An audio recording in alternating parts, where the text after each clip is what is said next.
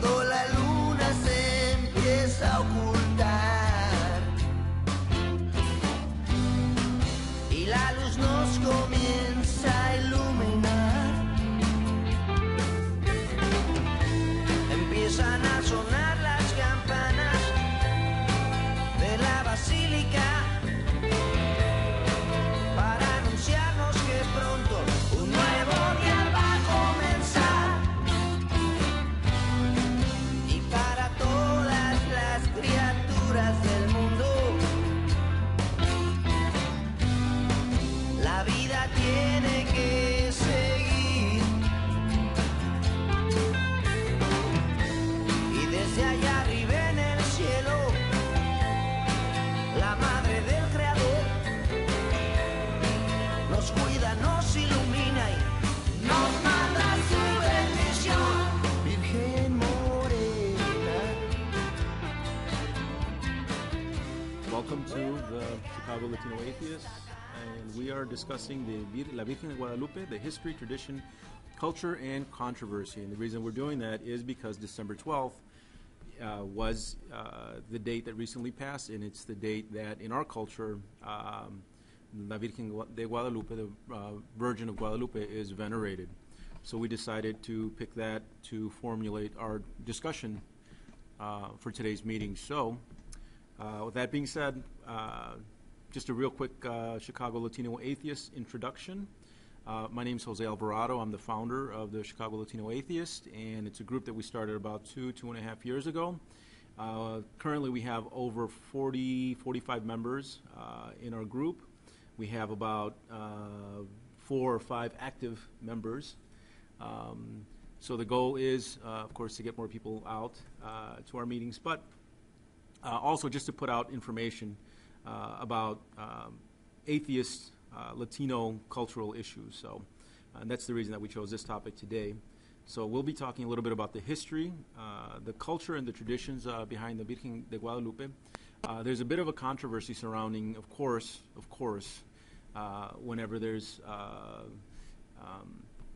allegations made by the church that, in fact, attributes miracles and attributes all kinds of magical and fanciful things to the La Virgen de Guadalupe that, in fact, we want to take a little bit closer look at and try to deconstruct here so we know exactly what some of these arguments are that the religious Latino community is making, and why, of course, we feel it's important to debunk these myths or these tall tales, as it were. So with that being said, I am going to just do a real brief round the table, just kind of introduction by everybody that's here. So, my name is Jaime Sanchez, and I was a former Catholic. I was raised I should say, when I used to live in Mexico, when I was a little kid, we used to live about 20 minutes away from La Basílica de Guadalupe. So our grandma every weekend used to take us there. So it used to be kind of interesting. So I became an atheist by actually studying the Bible. I minored in religious studies, so that kind of opened my eyes. So I'm here. I joined this group and hoping to, share my knowledge that I gained in college, so I can help other Latinos be converted. So that's it. My name is Martha Castañeda. I am the sister of the founder and one of the regular attendees, regular members. I think I might have always been an atheist. I just wasn't sure that I was. I was the kid in the back of church picking through every little passage that was read and just going over everything. And arguing with the nuns, which made me a little bit a little bit unpopular with them. I was seen as a snarky little snobby kid who thought she knew more than they did. Anytime you question religion, you always get that. Like, you just think you know so much. I joined this group because as a female Latina atheist, it's extremely difficult to find like-minded people, especially within our family, within our community. Everybody else just tries to impose their religious beliefs on you, especially being female.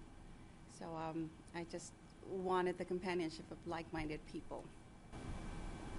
So the slide regarding the history, real briefly, I'm going to just read off the history as we know it, as it's always been taught to us, which is the apparition of the Virgin Mary on a hilltop.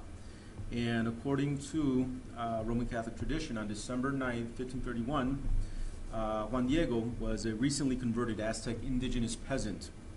Listen to the story. He was an indigenous peasant. He had a vision of a young woman while he was on the hill in the Tepeyac Desert, which of course was the hill or the location around which where the temple of the goddess of Tonantzin had been destroyed. Anyway, he's on that hill and he has a vision, and the lady in that vision asked him to build a church exactly on the spot where they were standing. And he went down and he told the local bishop by the name of Juan de Zumárraga, who, using very good skeptical faculties, asked him for proof. Right? So it was as atheists, we're very happy that he did so. Juan Diego went back later and saw the lady again.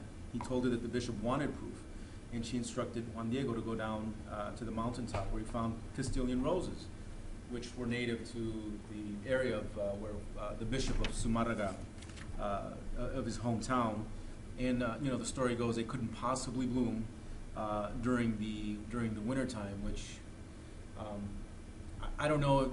I didn't do very much research in terms of whether that's something that is possible. But from my recollection, Mexico was always kind of a very Dry, cold region around that time. well, it's dry and cold around that time, but there's nothing saying that you couldn't access those roses in that particular time. So anyway, that's up there for anybody who wants to research that and see if they can debunk that. I'm sure they can. It sounds like it's easily debunkable. Anyway, moving along. Let's see. So he found the Castilian roses on the hilltop there. He cut the roses, placed them in his apron that they called the tilma, is the name of the apron that they had, and returned to the bishop. An imprint of the Blessed Virgin Mary appeared on the tilma from the residue of the soil and the roses. So this is basically where the image comes from. Today, that icon is currently displayed in the Basilica de Guadalupe, and it is now one of the most visited Catholic shrines in the world. So the culture regarding the traditions of the Virgen de Guadalupe, of course, all sort and kind and form and fashion of miracles are attributed to her. There are pilgrimages that take place around the time of December 12th. And in fact, we have a picture up here of some pilgrimages, many people of which walk from their home villages all the way to the Basilica on their knees, which I imagine can't be good for your knees. Not really. It can't be good for your health. But this is what people do for their faith, and I challenge anybody who listens to this podcast to try to find accounts of, or anybody that maybe is in Mexico, to try to find accounts of people who have done so and have come away with perhaps some sort of ailment as a result of having undertaken some long pilgrimage on your knees anyway. But we also have a tradition in our culture where we present a rose at the wedding. At our Mexican weddings, we present a rose to the Virgin of Guadalupe, which is just another example of how she permeates a lot of our cultural traditions, not just on December 12th, but really during other times. Year round, right? I mean, she can pretty much permeate any cultural tradition. She's that strong in the Latino and especially the Mexican culture. There are all kinds of shrines that are had come up in her honor, And these are shrines that are around the world. I mean, people really venerate these shrines. I don't know if anybody here has had the opportunity. So and I know, like in our house, remember we had the Virgin Mary that would make her rounds, and she would stop by our house. And, Yes. And then, so it was a form of shrine, Right. idol type worship, and it was very cultish, because basically you would have this Blessed Virgin statue, big Blessed Virgin statue, that would be passed around between people in our community, and then she would come, she would set up shop in our house, and then basically my mom would host rosary. Is that something you ever encountered? And champurrado and going house to house. breads would We be do served, have and one in our everybody would say house. the rosary. Right. So And it would stay with us for a week, and then it would go travel to somebody else's Right. house, and then that person would be hosting the Virgin Mary. she was a rather decent house guest. She never, hogged the bathroom. She never, nothing like that. Didn't use my toothbrush. But she does make house calls, if anybody's interested. So she is a real strong source of Mexican cultural identification. And here I have a slide, or a picture, I should say, of the many tattoos. I know myself. I had the Virgin Mary on a little golden pendant. I don't know if you guys remember, but it was a gift that one of my aunts gave me, and I just hung on to that for years until I lost it, and then I never saw the reason to buy another one. But by then I was already coming out of my atheism, and if I wasn't, I'm sure I probably would have made an effort to buy another one, because for whatever reason I kind of saw that as a symbol of my Mexicanness. So. I remember one of our uncles had the shiny polyester shirt with a giant with the virgin, giant virgin in the back. Yeah. Very nice. That was a party shirt. Very nice. Okay. As a result, she's also a very strong part of the local economies. So wherever she is, she has a tendency to pop up in areas that are poor populations economically. So there's a strong suspicion, of course, that's maybe one of the reasons why she has a tendency to appear in poor areas where they're looking for converts, and of course where there's the economy has a tendency to be lacking. So there's a bit of a controversy.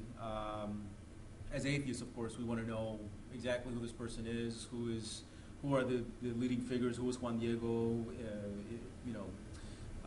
who was the artist? Was it a otherworldly artist, or was it a human artist?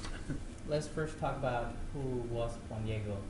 Well, the bishop at the Don Fray Juan de Zumárraga, which I'll talk briefly later, is that he never mentioned any of his writings of Juan Diego, and this whole image appeared to him. So we, for most accounts, most historians think that he was made up. So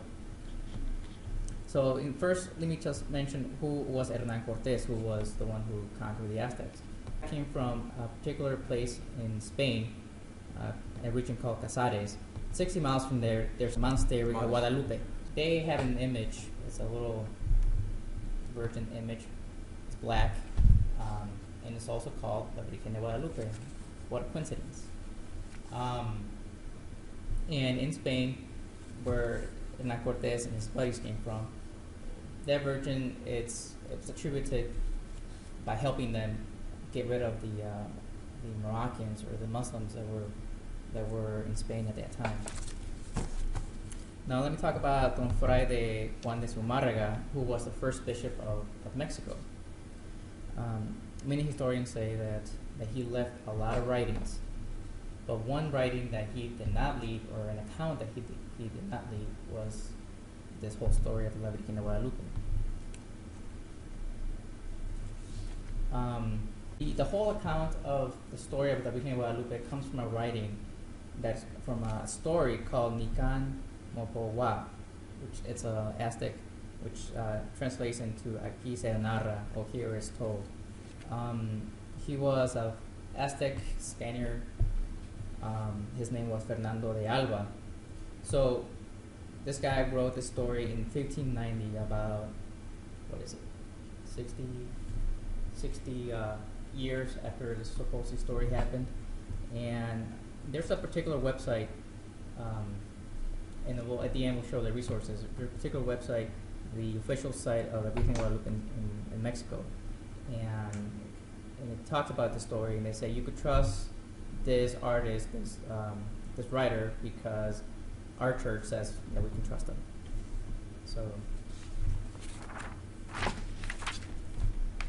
So yeah, the controversy around Juan Diego is pretty strong, and there's a lot of people say he never really existed.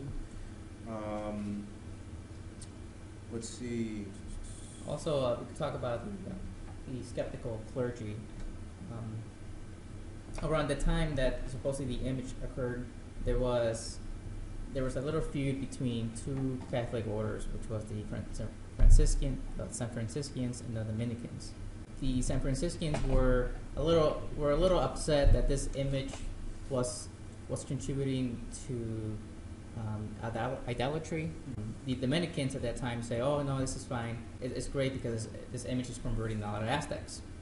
So the second bishop of Mexico convened the clergy of Mexico in 1556 to kind of talk about the controversy, talk about who created this image, and in the Mexican clergy, there's writings that talk about that was made by Marcos Pino.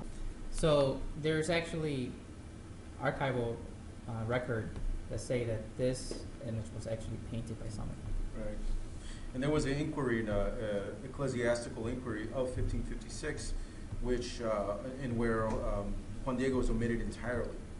So this was a Vatican-endorsed inquiry where he didn't even appear in that inquiry in any way, shape, form, or fashion, which is kind of odd, being that he is the central figure in the story, with whom the Virgin Mary, supposedly has contact with. So, again, let's see, there's a more recent one than 1556. In 1883, a historian and biographer by the name of Joaquin Garcia Icaz Balseta, who was a historian and biographer of Zumárraga, and who delivered a confidential report of Our Lady of Guadalupe for Bishop Labastida,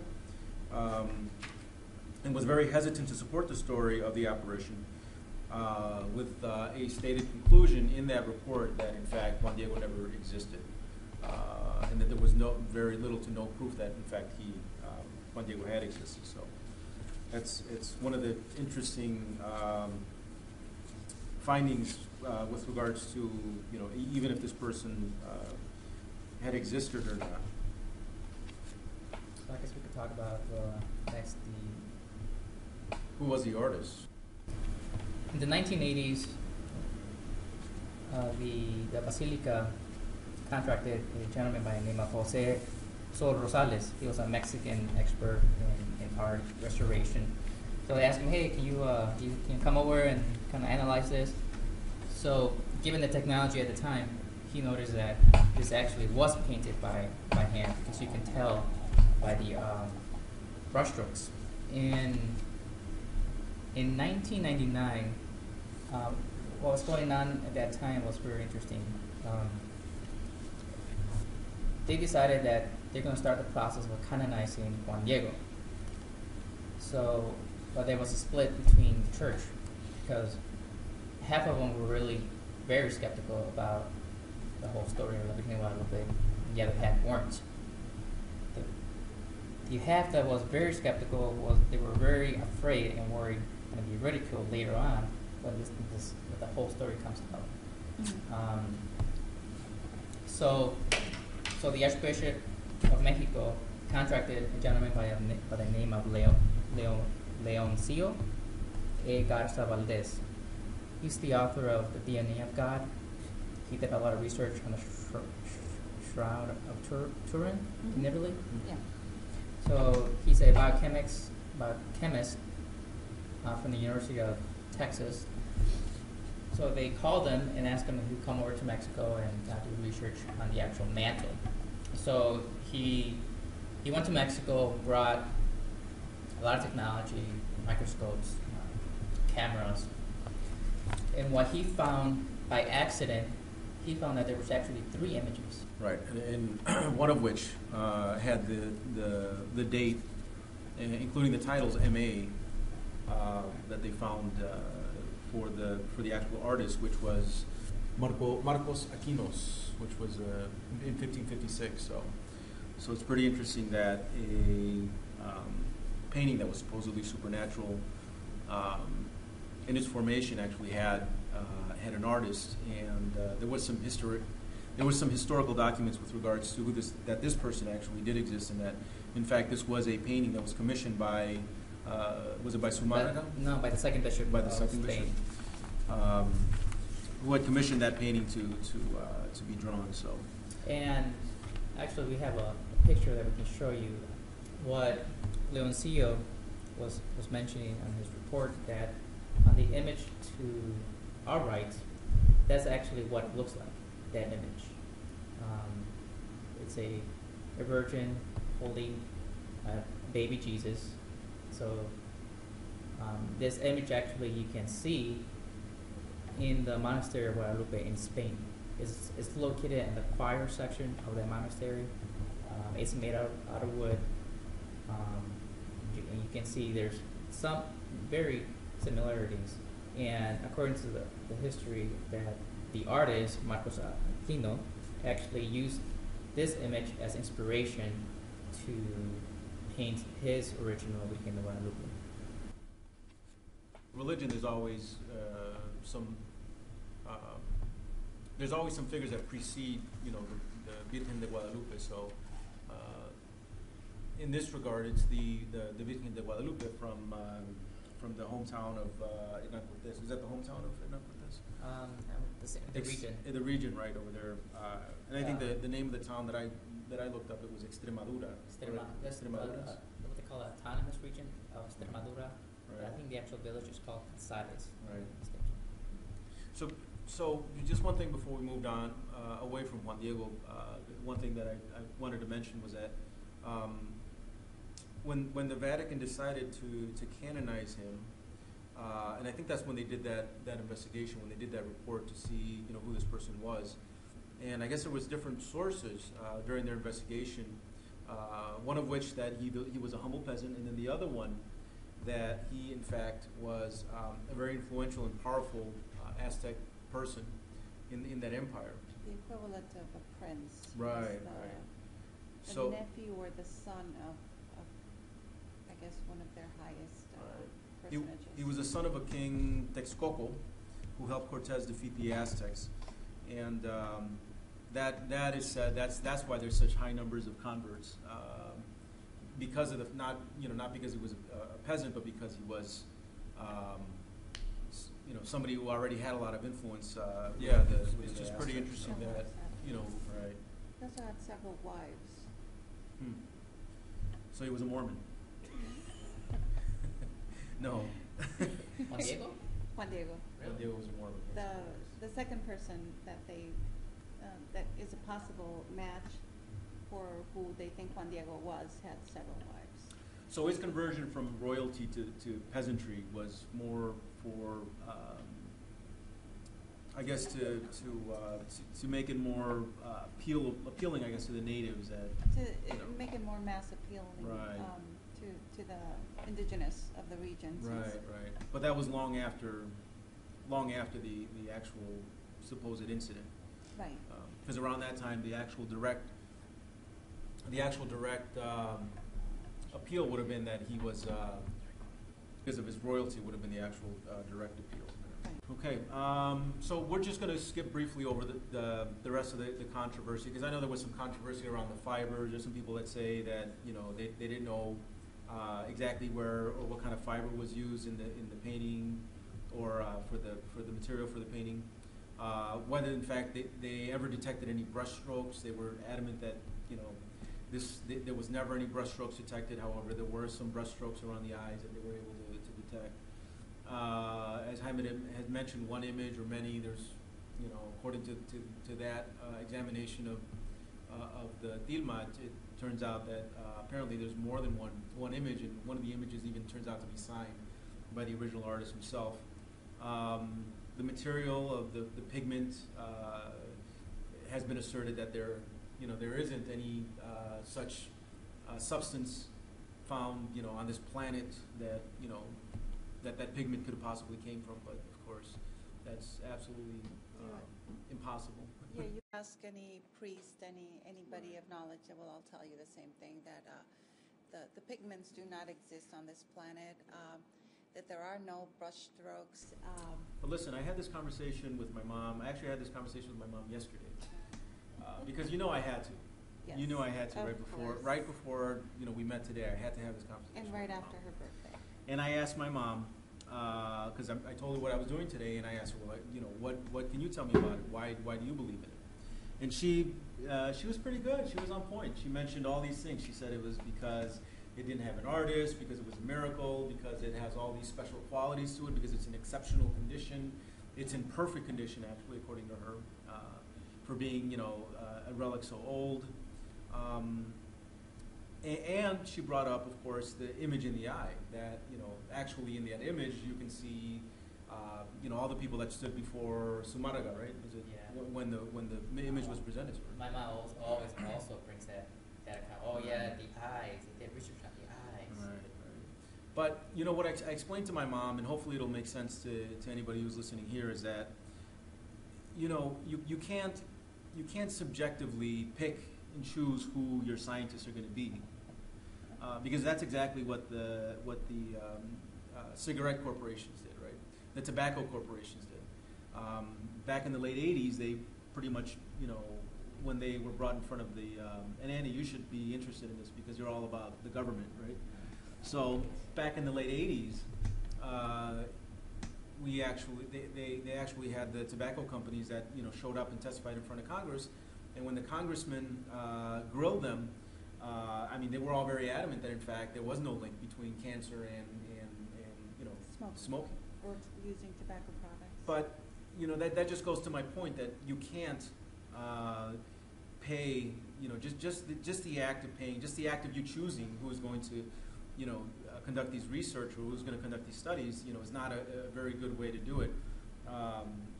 Those are the scientists when they say that they had unobstructed access to the tilma. Those are the scientists that Were commissioned by the church. Right, were commissioned by the church, and those are the ones that typically, had favorable findings. So again, there's,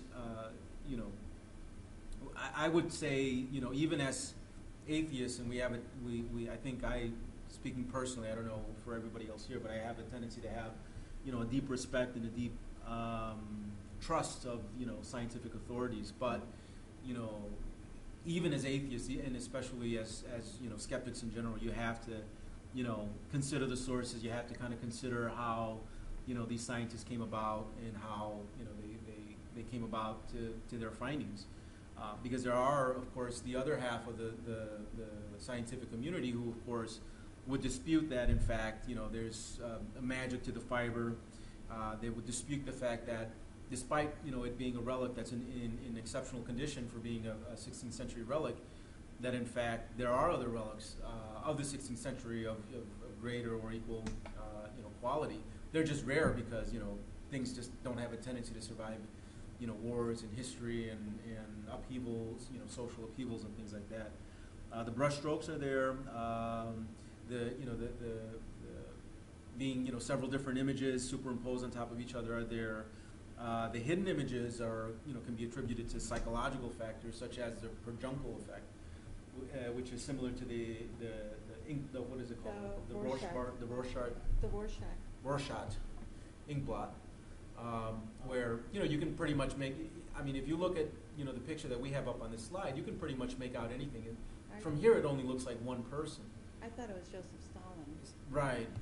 It could be anybody. It could be. It looks like a skull. It could be several people.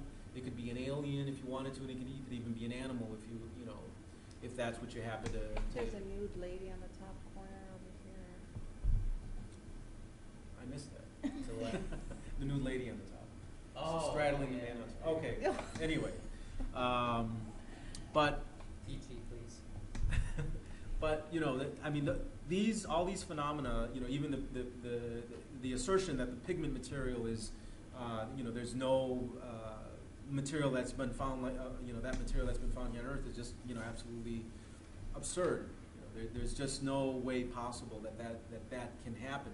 Now, if you open it up, give it unobstructedly to maybe a randomly selected group of skeptical scientists, I'm sure they're going to have very naturalistic explanations for all of these things. So, our tendency to want to attribute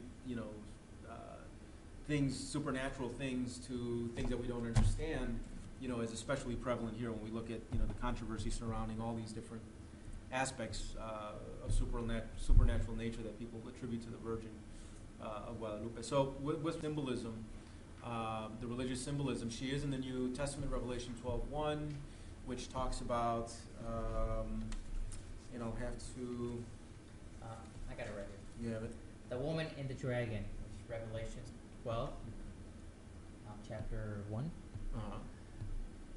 Yeah, I think it reads, the great horn appeared in the heaven, a woman clothed with the sun, with the moon under her feet, and on her head a crown of 12 stars.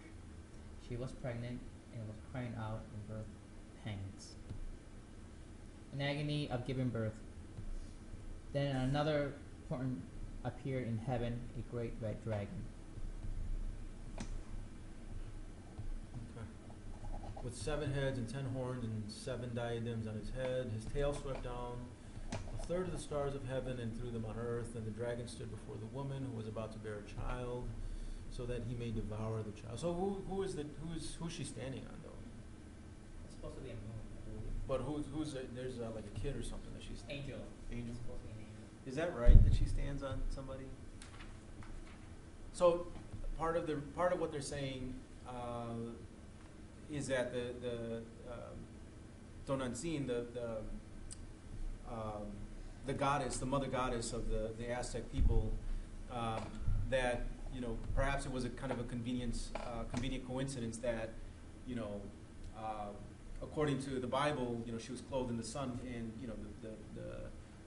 the Aztec goddess, in fact, had been a goddess of several different goddesses of the moon and the sun and all sorts of different things. So Yeah, well, let's talk about more about the image. Basically, this is, according to the account, this is the third image painted, and it represents a young woman between 18 and 20 years. Her face is brown, and in profound prayer, she reflects love and gentleness. The hands signal in deep prayer. If you can see, the right hand is wider than the left. So it's kind of representing a mestizo, a new race in Mexico. right. According to the main site of La Basilica in Mexico, the loose hair for the Aztecs, it was a sign of glorified woman with a child in the womb. So she is pregnant. Right, and there's like constellations on the mantle and all kinds of other type of things that I think they put up there to appeal to the native Aztecs who were quite familiar already with the constellations. Were already quite familiar with, if not the constellations as we understand them here, they definitely had an understanding of all the different positions of the stars and all that. So it would have been an easy transition for them to make from what they knew to what the new cultural symbols and iconographies that were being introduced to them. So One thing about her being pregnant, according to priests that I talked to a couple years back, the black, what do we call it, cinto, The sash around the her sash. waist. According to him, for the Jewish, that represented that she was pregnant. Right. So why did she appear on December 12th? Well, according to the Catholic Church, that was the winter solstice, which was important to the Aztecs, which I kind of refute that, isn't it? December 21, the winter solstice. So in other words, it represents the coming of the sun, defeating the darkness. yeah, it sounds to me like there was probably already some sort of tradition around that day that maybe the Catholic Church was trying to Squelch. squelch. They were having difficulty doing so. So they decided that they would go for a tactic of blending the the traditions to try to maybe confuse or try to make it easier for that transition for the Aztecs to make that transition from their pagan deities to their to the Catholic deity. Apparently there are 46 stars. So the question is, why are there 46 stars? Some historians think is that it represents the 46 books of the Old Testament.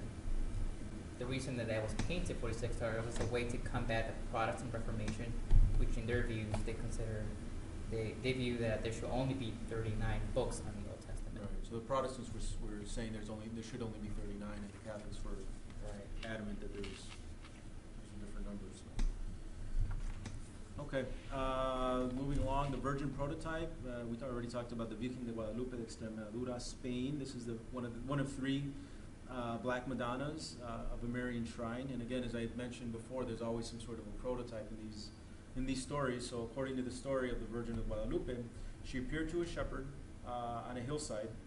To back up a little bit, what had happened was that there was a sculptor who had sculpted a Virgin Mary, and around the time of the Moors that were invading and were beginning to take over the countryside in Spain, the fear was that in fact a lot of these relics, a lot of these statues would be destroyed.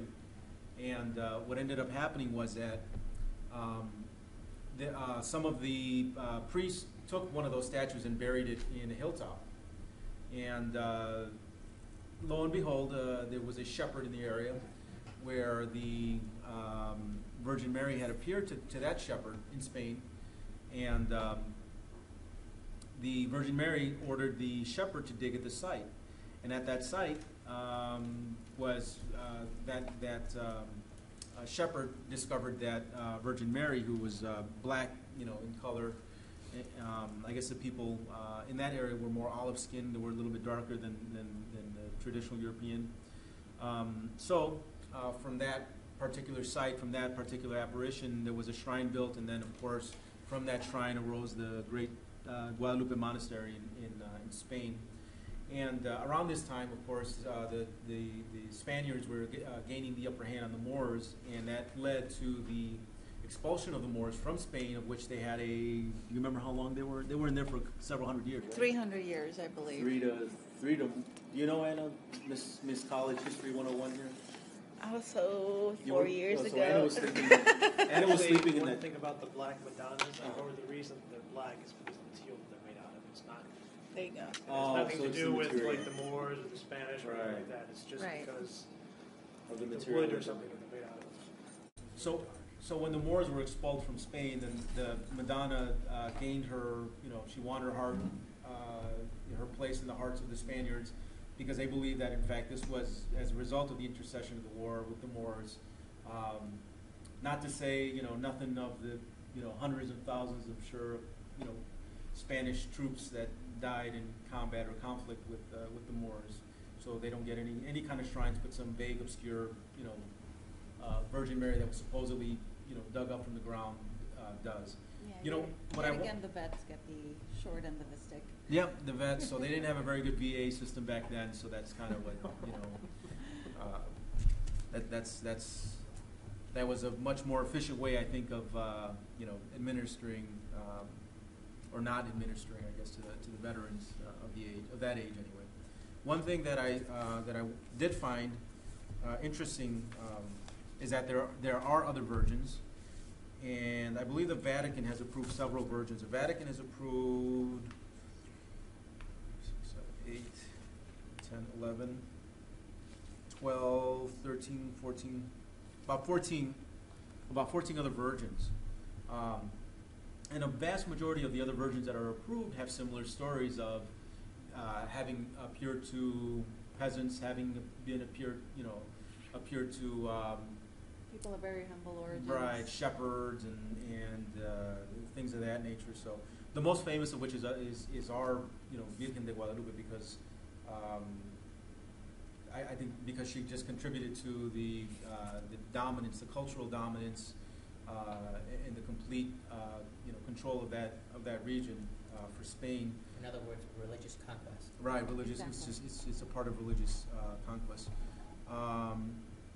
So let's see. Just to run by a few of them. Our Lady of Loss, between 1664 and 1718. Let's see. And we have 120,000 pilgrimages a year. 120,000 people that are noted as pilgrims every year. Is it Lourdes? No, this is for Our Lady of Loss, which is in France. Oh, okay.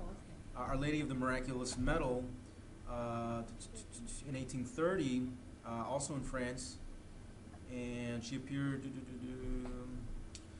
She asked that a medallion be made to a design that she dictated. The lady added that all who wear this medal will receive great graces. So I'd like to know if all the people that have worn that medal have received great graces. And that's something that actually we can do an experiment on. So we can basically we can ask Anna to wear a medal as she's crossing the Eisenhower Expressway and see how that fares for her. So Anna will be our willing subject. Our Lady of La Salette was reported in La Salette, France. So it looks like a lot of them are in France. None of them are in the, I just want to know, none of them are in the Yanomamo tribe. None of them are in New Zealand. None of them are in, places like China. None of them are up in the Siberian, wastelands. Nothing like that. They're all conveniently in places where the missionaries and Catholic people had a foothold, or at least were trying to gain a foothold in those I areas. think that's discrimination. And I believe I think that's discrimination. That's right. against So the Asian peoples of the world. Right. There's no reason why the Virgin Mary. Well, actually, no. Got one at least. There is one. Yeah, there is one. 1858, Our Lady of Lourdes appeared to a 14-year-old shepherd girl in Lourdes, France. Our Lady of Pont-Main in 1871 appeared to a number of young school children. So, when you want to, prove your existence, who better than a number of young, impressionable, highly suggestible school children, right? Yes. Our Lady of Fatima, which is another famous one, is in Portugal she appeared in Portugal in 1917, and of course she has since been giving messages to people. And I think this is the one where a lot of people attribute healings to that one, to the Our Lady of Fatima.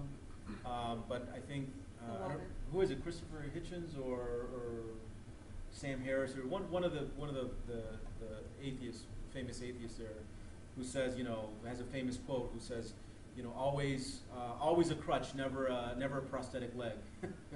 So, people have a tendency when they go, they attribute miracles, they leave their crutch, they leave their whatever, hearing aid or whatever, but they'll never leave something that is truly a miracle, which, if you're missing a leg, and especially for our veterans coming back, returning back home from Iraq, who, may be missing an appendage or two, what better way to make yourself known than to, all of a sudden appear one the very next day, have one appear, and have one, regrow the very next day.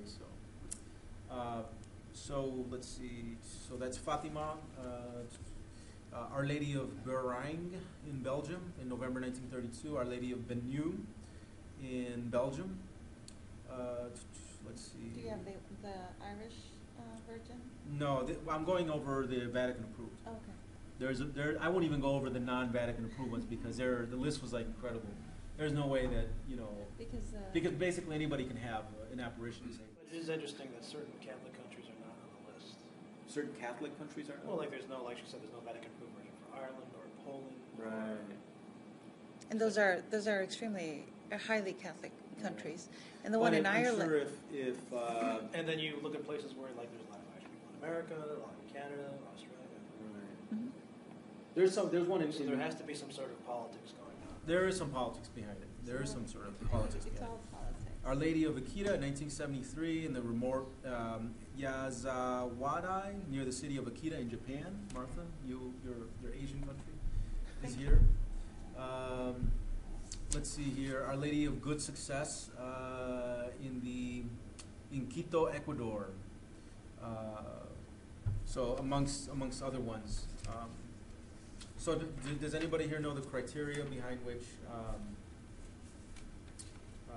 which They have to be approved. right that these apparitions can be approved? I just so happen to Sure, have there's got to be a bunch of miracles. They're supposed to have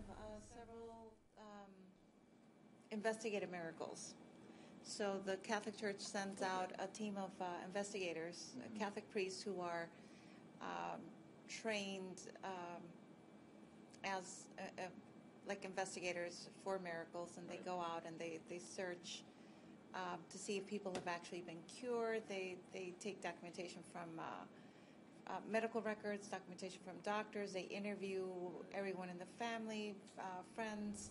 Let me run by the criteria. This is what I want you guys to do. I want you guys to imagine yourselves as crime investigators, right? You just came across a bloody crime scene. And this is a criteria that I'm going to give to you by which you guys are going to figure out whether somebody committed this crime or not. Now, mind you, you just caught Jaime standing over this bloody crime scene with blood all over his hands, okay? And this is the criteria here. You have what's called, there are mandates here as follows. You have what's called positive criteria and negative criteria. I'm not exactly sure why they would kind of separate these as to positive and negative. I'm sure there's a good reason for it, but I'm not sure I'm seeing it now. It says, for positive criteria, you have 4. You have to have moral certainty. The certainty required to act morally in a situation of doubt, or at least great probability as to the existence of a private revelation at the end of a serious investigation into the case. So there has to be moral certainty, whatever that means. It sounds open-ended to me. Catholics already have that, so it's not a problem. Right. So it's not a problem. If you're a Catholic, you've already passed the first positive criteria. Evaluation of the personal qualities of the person in question.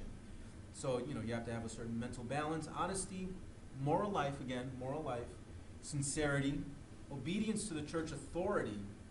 So if you're not obedient to the church authority, It's not a miracle. it's not a Even if miracle. you grow back a leg. Right. Which is why I think the story of Juan Diego had to evolve into him being a recent peasant. convert. A recent convert and a right, peasant. and a peasant, right? Because there's no way that he can possibly have any type of authority outside of the church. Willingness to practice faith in the normal way, whatever that means. It's in the Vatican website. Willingness to practice faith in the normal way. So you can't practice it in the abnormal way. It's got to be the normal way. Number 3, evaluation of the content of the materials of the revelations themselves. Evaluation of the content of the revelations themselves. That they do not disagree with faith and morals of the church, freedom from theological errors. So, if the Virgin Mary happens to appear to somebody and says that, in fact, there were, 20, Gospels instead of, the 4, that, there shouldn't just be, a New Testament, there should be a New Testament, it can't have any theological errors in it, which doesn't make sense to me. The revelation results in healthy devotion and spiritual fruits in people's lives. So it has to result in greater prayer, greater conversion of the heart, works of charity, etc., etc., etc. So those are the positive criteria. The negative criteria, now mind you, they haven't even started talking about the facts. Not even about the facts. The negative criteria, only one, glaring errors in regards to the facts. Glaring errors. What is glaring errors in regards to the facts? Can there not be subtle errors in regards to the facts? So the second negative criteria, doctrinal errors attributed to God, the Blessed Virgin Mary, or the Holy Spirit in how they appear. Any pursuit of financial gain in relation to the alleged events. Grave. Wait, what was that again? Any pursuit of financial gain in relation to the alleged events. So The they Catholic can't. Church has that criteria. It says in there, right? So if the Virgin Mary appears to you and you just so happen to own a company that produces Virgin Marys, Statues. right? Then they can't. Well, wait a minute. But the Catholic Church can approve a virgin and then use that for financial gain. But the Catholic Of course. Church. But you just has- can't. Okay. Right. So Juan Diego couldn't have made a fortune, even though the Basilica itself is surrounded by nothing but commerce. Right. Right. Basically. Gravely immoral acts committed by the person or those associated with the person at the time of the event. So, they're setting a restriction on, I guess, somebody who, I guess the church has this, doctrine of redemption or doctrine of, forgiveness, but, not in this case. If you did something bad, if you did something morally, gravely wrong, then they're just not going to believe your story that the Virgin Mary appeared to you.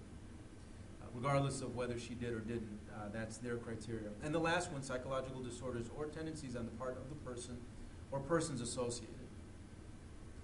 So there's only one of the, what do we have here, nine criteria in total. One of them that deals with the facts. And it's only glaring errors with regards to the facts. Somebody who's mentally ill cannot receive messages from the Virgin Mary. Basically. So again, out of 9 of the criteria, only one of them has to do with or relates to the facts. That's a little bizarre because if you think you get a message from the Virgin Mary, that's a miracle. If you think you get messages from aliens, You're mentally ill. Right, exactly. Even though you can get the exact same messages or the exact same type of revelations or visions. Right. And you can even induce visions. So if you can induce, visions and you're of sound mental mind, then really you can induce apparitions of the Virgin Mary anytime you want, just by, wearing, I think there's a scientist who wears he's fashioned a helmet that has electromagnetic modules or whatever that, you know this, Anna. You're smiling like you've worn that helmet before, I have a feeling. She's addicted to the helmet. Okay, so, just talking a little bit more, we're just going to brush over this because I think we talked about this already, which is the utility of all that symbolism that we talked about, all the symbolism behind, behind the Virgin Mary and how basically that symbolism really destroyed the worship of Tonantzin in that area. It led to the conquest and the conversion of the Aztec people. As Jaime had mentioned earlier, with regards to the new mestizo race, I think it was an important part, a new identity for this emerging population of a mix between the Aztec people and the Spaniards, who were more and more beginning to, not find themselves, in one culture or in the other culture, but rather, either in both or, kind of, having to make up their own culture as they came along. So here you have this new symbol provided by the Catholic Church that fit, perfectly into that. It fused that culture into something more identifiable, and as a result, that became a popular political symbol. Even in a couple of the wars, you had a lot of the banners of the different revolutions in Mexico, where a lot of those banners had utilized the symbol of the Virgin of Guadalupe in their banners and their political symbology. One thing I want to mention is in most, all through Latin America, they did really something very similar. Like I just mentioned, the religious conquest. In much of these different societies, they will destroy their icons or gods, and they will put in place a virgin or un Cristo or something like that, and saying, "Hey, this is what we're gonna worship." Right. And I remember that just like even in Brazil, the fusion between the African cultures, the Virgin of Guadalupe, and the local Indian cultures, that they all would fuse into like a Virgin Mary that had different aspects and features of all three. So I think that's not just in Brazil, but I think too. A lot all of gods become saints. the Irish version, which isn't one of the approved versions, was originally some kind of druid goddess, and they, the Catholic Church went into Ireland and said, "Here, adore her," and they were adoring their own goddess, but they kind of were using the kind of like the facade of the Virgin Mary to kind of like disguise the fact that they were still adoring their previous goddesses. So I think that would be in any Catholic country that has an indigenous or other types of gods there already set in place, where you go in and you impose your own religion. There is going to be a very long time before the two religions are actually blended into one, where the Catholic iconography is used as a disguise to disguise the fact that they are still adoring their own original gods and goddesses. So I'm not even going to read the pontifical pronouncements. The only reason I put that up there was because I found it really interesting that a lot of the different popes would pronounce the Virgin Mary or the Virgin de Guadalupe to be patroness of the Americas, or let's see here, patroness of the Philippines for the Lady of Guadalupe in the Philippines.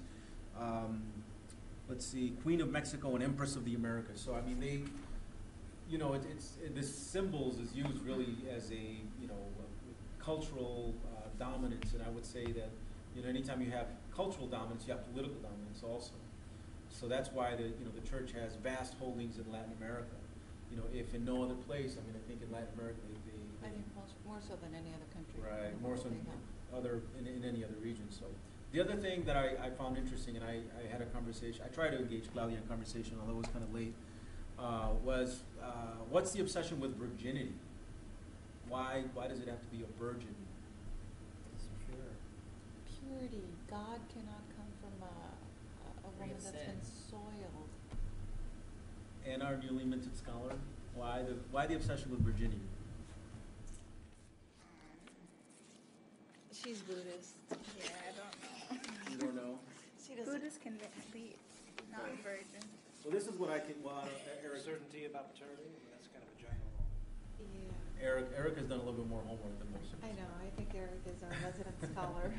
All right. Well, according to what I found here, virgins didn't always have a reputation as the meek and the innocent babes, in flowing white robes and running naked through the garden.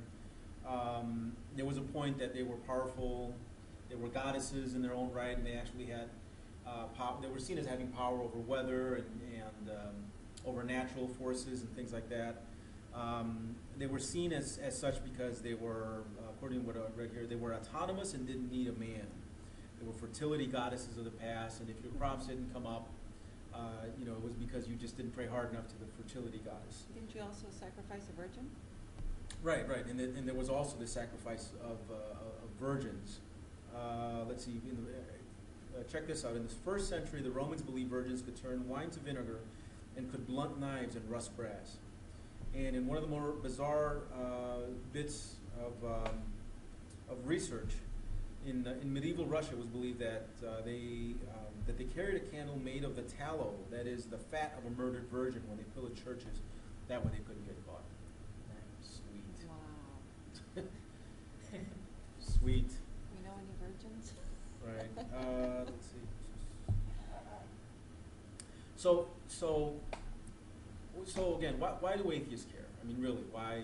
And if you're looking at this, you're not looking at this if you're hearing this. Hopefully, we'll put this up somehow with pictures. But here I have recently in New Zealand, it's actually a church that put this up, which is the Virgin Mary, holding a pregnancy test. And it's positive. Right, and it's positive. So why do atheists care? So as atheists, I think we care because we always have respect for the truth and for reality. Hopefully we're not beholden to myths, and we're not beholden to all the emotions that can be induced in us from stories of the past, but that we really want to know whether something existed, whether they didn't exist. For the sake of there's a beauty in knowing reality itself. We mentioned a little bit that there's an obsession with virgins that the Catholic Church has, which is really a very unhealthy obsession with virgin, because it leads to a lot of supernatural type beliefs and practices and things like that are. There's something else that's disturbing about this obsession with virgins. If you're talking about human sacrifice, if somebody doesn't have children, they will not have obligations. So Right. you can still kill someone to satisfy the god, but not leave an orphan. And I wonder if that somehow has something about it. That would probably be, yeah. Because if you talk about making candle fat from the fat of a murdered virgin, it's almost Right. like you get sacrificed. It's almost like it's in your best interest to get married and get busy Yeah. Right, as soon as yeah. possible. Yeah, no. So you they don't- idealize it, and you yet don't they wanna have these delay. the traditions that. Especially if you're plump, you don't want to delay. Yeah. Yeah. So, what I did find about the obsession surrounding the obsession with the virgins was that around the time that we made that transition from the hunter-gatherer to the more of the agricultural type setting or societies, what happened was that all of a sudden property became really, really important, because before you had more of a communal sense of, if you went hunting and you brought back, it didn't matter if you were the most successful hunter, you still divided everything up equally.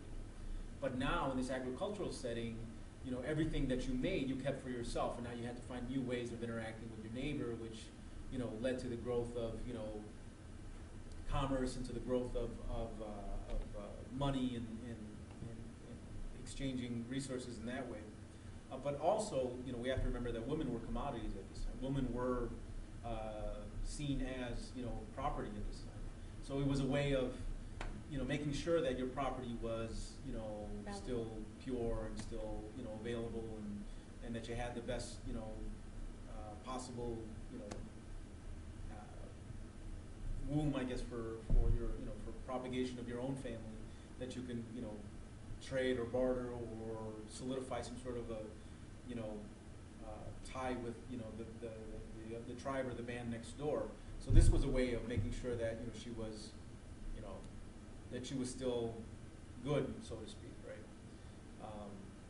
So that's where a lot of the traditions of purity came, and how, you checked for blood on the bed sheets the night of or after. What is it?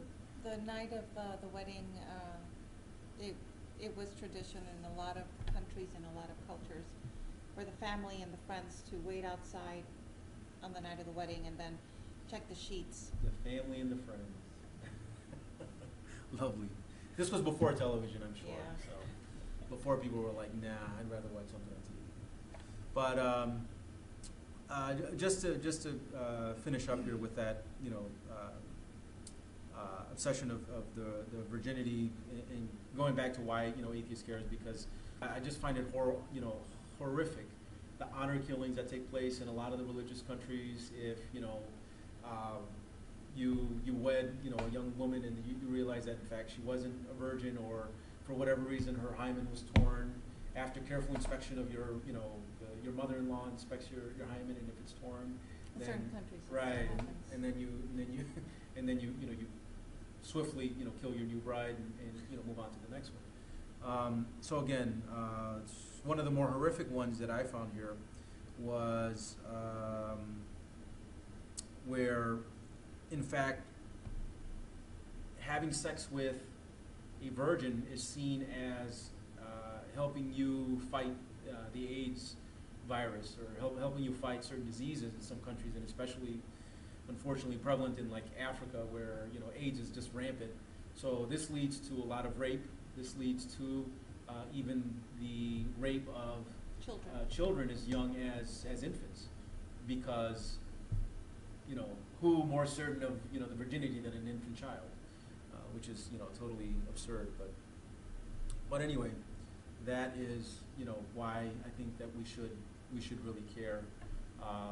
In addition to her, I think once we kind of understand the history, we start to look at icons, and we start to look at things in a little different way. And I think one thing that I've started to kind of associate with whenever I see the cross, it's really a sign of a sign of torture, right? When you look at the Virgin Mary, you should really see that as a sign of the destruction of a rich culture, especially as it pertains to our community, and to Latinos, and especially in Mexico. That the Aztecs already had a rich and thriving culture, although some people say that it was already kind of in decline or whatnot. But I happen to think that we're more just a tragedy of the times, because had the Aztecs been discovered when the Europeans or whoever discovered them were more enlightened, I think they would have been less apt to try to destroy them than they would have been to try to understand them. So it's not so much that that because they were Spaniards, or that if we would have just been left alone, we would have been fine. In fact, a lot of the things that I've read point to something different, that in fact, there was already a lot of decline. There was already a lot of cities in Mexico that were already abandoned because, they had poisoned their cenotes, which are these big deep wells that they use for human sacrifice. And well, when the times got tough, what did they do? They just sacrificed more people, which was even worse because now you poisoned your wells. They were all, just not drinkable anymore. Right. So if that was the last source that you had for water, and you're hoping that would help you pray for more water, well, that was a miss on their part because that didn't work out that way. Your cornfields because Right. you want more corn to grow. Right, it's throwing the baby out with the bathwater. So I mean, they just, there's nothing about, there's nothing about, I think, supplanting, Aztec myths and Aztec culture, with the cultural, with the religious, European culture that, I find, would be appealing. What I find that that was a true destruction and a true loss to the global culture, right? To our understanding of ourselves as a global people and as locally as the Aztecs were, was that I see her a little bit as the antithesis of Hypatia of Alexandria, who the great library in Alexandria where you had tons of books from all over the country, and it was a real good reflection of all the history and all the different research and all the different ideas that were knowledge. right. It was our collective brain that was there, and when it was destroyed, it was, as Carl Sagan said, it was like a self lobotomizing experiment. It was probably one of the worst things that we can do because that set progress back easily what was it 2,500 years or something. I mean no, not 2,500 years. I don't have the exact date of when that happened, but it was during the time of Cyrus. So let's say 1,500 years. So it was the same thing I think that occurred here with the destruction of all the rich history and the destruction of the information that they had amassed. Even technically, because from our understanding, they had a lot of technological nuances that just weren't available in Europe. Systems, Irrigation they had systems, plumbing, math, plumbing. hygiene, sanitary. So there was a lot of things that they already had. In fact, one thing that I was looking at in the History Channel was that there were some people saying that, or some historians saying that actually they had a much richer nutritional diet than a lot of the Europeans did at the time, because of their cultivation of the certain natural resources that they had. So. Some grains, Right. vegetables. So that's why atheists should care. I think atheists should care, and especially Latino atheists, because she's such a strong symbol in our culture, and I think we need to really, really need to understand it. If we want to make sure that we can make the right changes that hopefully are going to lead us in a more enlightened, in a more enlightened path towards. One more comment about the Virgin. Have you guys ever seen the film Elizabeth? I don't think I have.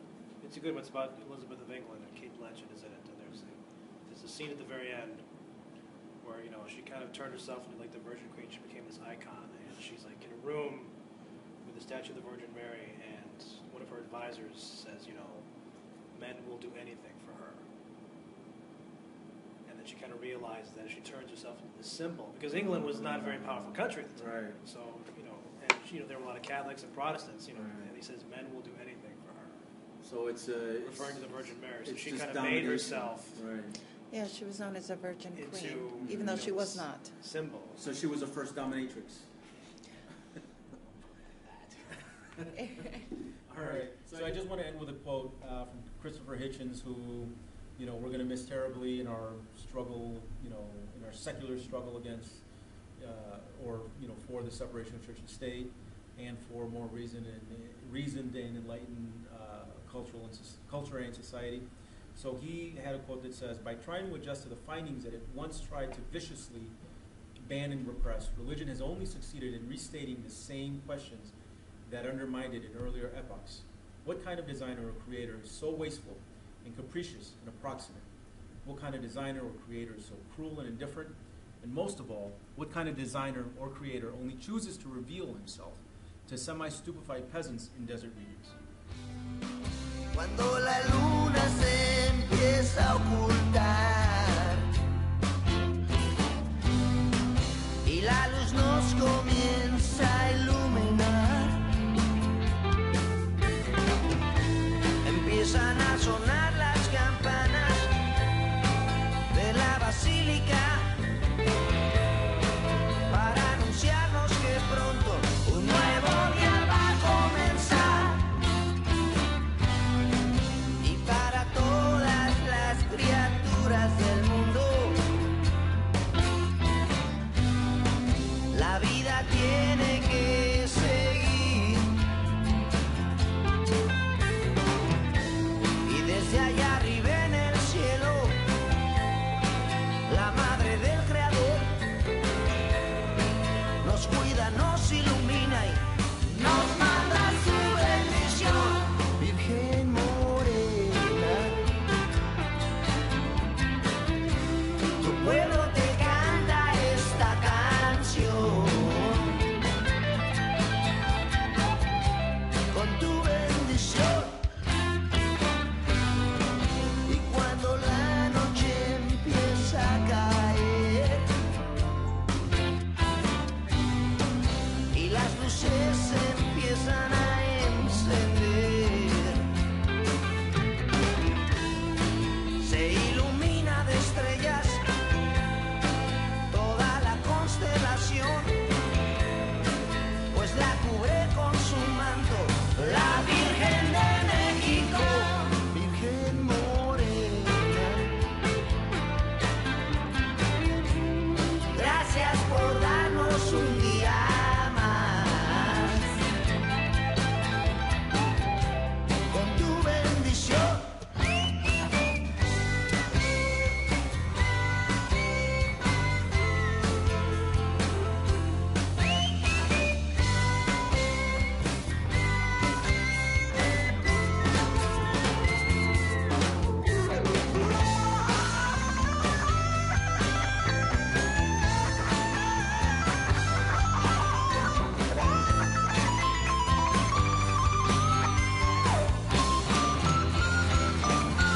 Virgen morena, tu pueblo te canta esta canción. Virgencita de México,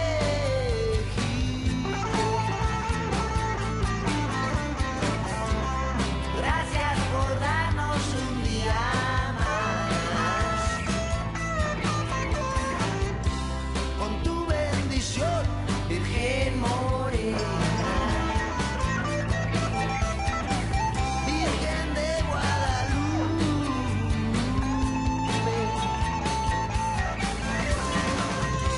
tu pueblo te canta esta canción. Virgencita de México,